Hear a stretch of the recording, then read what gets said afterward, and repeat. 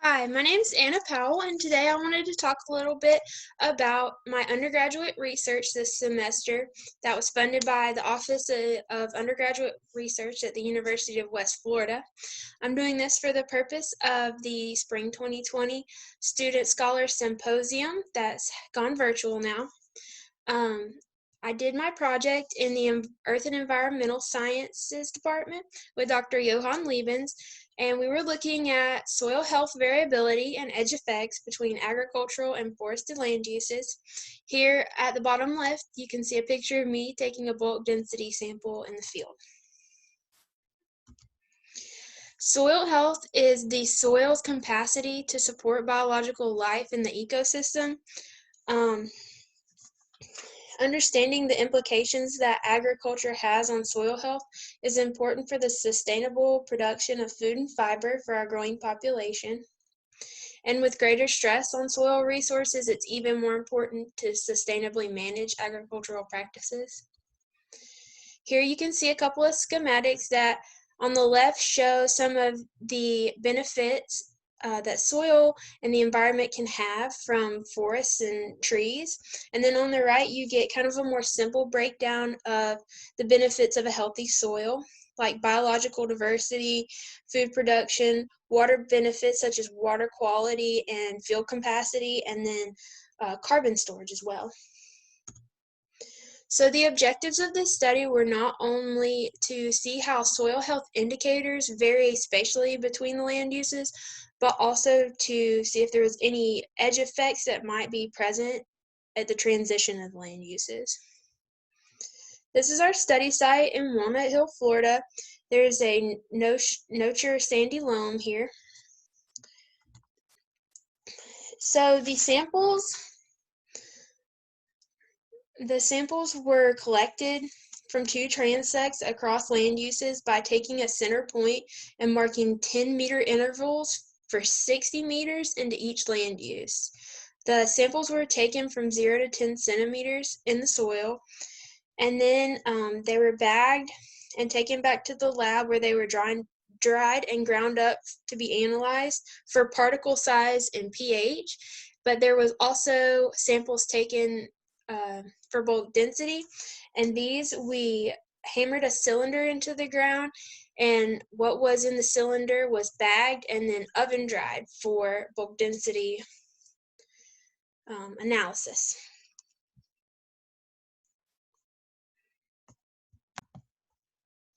Bulk density was actually analyzed in duplicates, as well as pH was analyzed in duplicates, and particle size was actually taken an average out of three measurements. So although because of the COVID-19 shutdown, I was not able to look at all the soil health characteristics I would have liked to. There was 3 other characteristics, but I got a lot of methodological experience, especially with the carbon analyzer. I was going to look at organic carbon content, but in the scheme of things, I did actually get to learn the NC Analyzer machine inside and out. So there's a lot of troubleshooting and leak tests that go into this, and we were trying to figure out why we weren't getting consistent results. And so I went through and learned how to do leak tests and replace O-rings, clean the piston.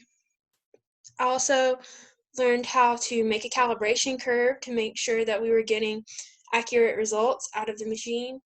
And also we learned the last thing I did was to learn how to repack the furnace reactors. And there's actually a picture of me here replacing the repacked reactor. So this was a lot of really good experience, even though I didn't actually get any usable data for carbon analysis. I got to learn a lot about this machine. So for my results and discussion, and this is another picture of our study site. This is a picture of across the field at Transect 1. So moving on to soil pH results. Here you can see a clear difference between the land uses and their pH. There is a slight edge effect that can be seen in both of them, as both of the pHs are slightly higher towards the edge. You can see this much more, there's much more of a difference between the agricultural field edge and further out but it's much more subtle in the forest, but still you can see the edge effect here. pH is important because it has a direct effect on nutrient availability for plants, mainly, but there's lots of other reasons pH plays a big role in other parts of soil and biological life. Moving on to my bulk density results, again, you can see the clear difference between land uses and their bulk density. The agricultural results seem to be much more consistent between sites, so I found that really interesting.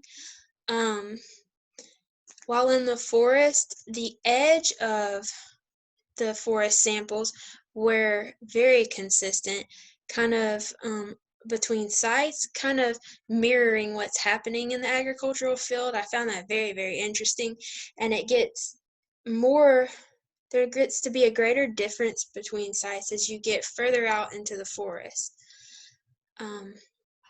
So not really an edge effect, but still very interesting results here for bulk density. And a lower bulk density in general promotes for higher water infiltration and soil aeration, which is important for plant life as well as microscopic life such as bacteria. That's really important for soil health. So here are my results for particle size D10. This is basically a subset of data here for particle size. So only 10% of the particles measured are smaller than what is represented here. And here again, you can see a clear difference between land uses in this data set. The forest particle size tends to be larger and also much more variable than between sites than the agricultural field, which I found again interesting. But you can see more of an edge effect here in the agricultural field, whereas I don't see much of one or if any in the forest. You can see that as you move away from the edge, generally the particle size gets bigger. Particle size is important for understanding other soil properties like hydraulic conductivity and field capacity. So here's some more particle size results.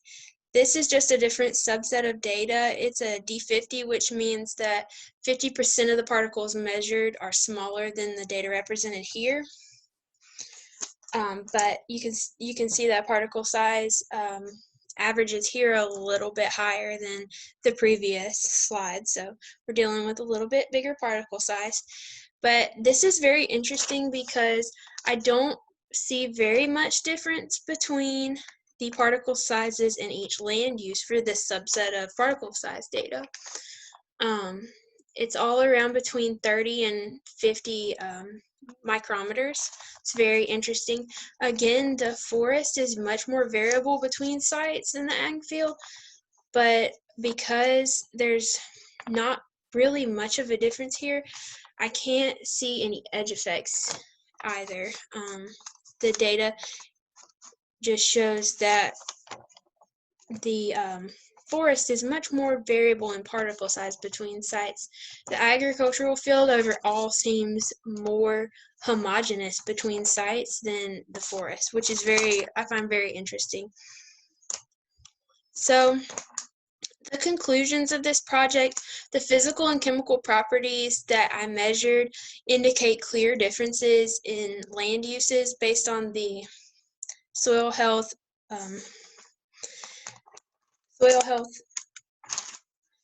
measurements here. I can see some edge effects that between land uses. We saw that with the soil pH and the D10 particle size.